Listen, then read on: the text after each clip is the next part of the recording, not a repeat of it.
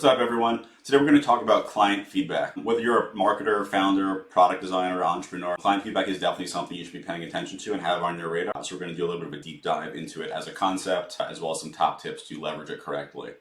So we'll go through what is customer feedback. I'm going to keep saying customer feedback, but user feedback is also what I'm talking about. Talk about why customer feedback is important. We'll go through some of the top ways to capture customer feedback, and then we'll discuss when you should actually go and start capturing that feedback through the life cycle of your business. So starting off, what is customer or user feedback? So the definition of it is direct information from clients about the satisfaction or dissatisfaction of your product or your business. It's really important information when it comes to prioritizing what it is that needs to be built, what needs to be fixed. It's really useful for developing your product, honestly. So it offers direct insights into what customers are thinking, feeling, and what they're expecting out of your business or product. And then with that, it also will help identify potential areas that you can improve things and yield the most satisfaction from customers, which ultimately results in more business for your business. So why is it important? One of the main things is driving improvement. So when you get customer feedback, when you get information directly from someone who's using your product or considering using your product, it tells you what needs to be worked on. As product people, as business owners, we tend to think we know. We typically have a lot of vision for what we want the business to look like or the product to look like. That isn't always what's going to yield the best results. It's not going to result in a profitable business or a successful business in the way that a company that is very driven by direct feedback from people that actually might pay you money would be. So it will help, again, kind of drive that improvement to your product or business. So it's also going to help with customer retention. A business that you develop fully from your own vision might not retain people as good. There might be a ton of things that you have identified as the person who's signing up for your platform wants. So this will help improve that retention. Informed decision making, again, it's going to really help you prioritize what needs to be worked on and when. And then it helps improve your reputation. When people feel like they have a mechanism of providing feedback and that feedback getting iterated into the product, they feel like you're a more trustworthy platform and they tend to look at you a little bit more favorably. But ways to capture customer feedback, there's a ton.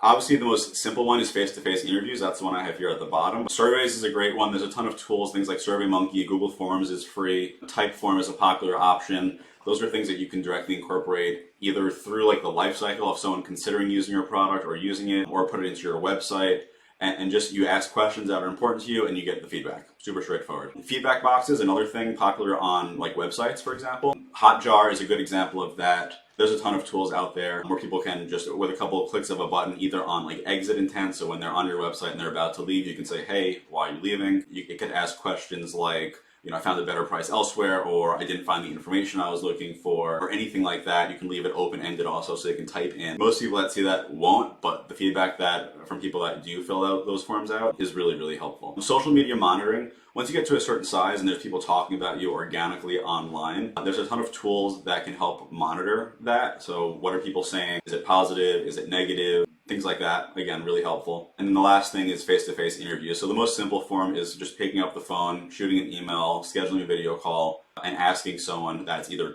already using your product or considering it, like, what is it that you like? What do you not like? How can we make this better for you? What problems can I potentially solve with my business or my team? And they'll tell you because they want your problem solved, and it's free feedback. It's honestly some of the most valuable ways that you can spend your time. And I would incorporate it on a regular basis once you have people that are using your business. When should you start capturing customer feedback? The answer is immediately. As soon as you have a product or service available, even like the most basic MVP, you should start capturing feedback. And it could look in any of those ways that we just kind of went through. The reason we do this, and this is honestly it's a very common issue that I see with like technical-based founders or technical-based teams, is they'll sit and for a year, 2 years sometimes, they'll develop what they imagine to be the perfect product. Before they've even done any marketing, got anyone to actually sign up, they're building their vision of what the business should look like or the product should look like. And sometimes they're right, but sometimes, and more often, they're missing out on some information. So as soon as you can build the most basic version of a platform or product or service, start capturing feedback immediately. And the reason you do that is it's going to help inform what needs to be prioritized. When you're starting a business, or in the early stages of a business, there's an endless list of things to do. And it doesn't become a thing of like what needs to be done, it becomes what needs to be done now. And if you put out, for example, like a customer feedback form, or you're getting on the phone with people, or doing any of those methods that I mentioned before, capturing that feedback, and you see, you know what, I got on the phone with 10 people, 4 of them mentioned that the sign-up process was too many steps, or my pricing was too expensive, or my pricing was too low and it concerned them. Anything like that, you'll know exactly what to do. And it's better information than you can get anywhere else. You can go ahead and pay consultants, millions of dollars, and the feedback you get won't be as good as what someone who's actually on your website or on your platform will give you. So that's going to wrap it up. Customer feedback, obviously massively important. There's a million ways to implement a strategy. It's the kind of thing that you'll always be doing as part of your business. I think you'll be really pleasantly surprised and honestly surprised with the information that you'll capture in the process. Again, our guts, we tend to think are better than they probably are. That's just kind of a part of being an optimistic business owner or entrepreneur or marketer. Capture customer feedback and act on it, and you'll be way better off than if you didn't.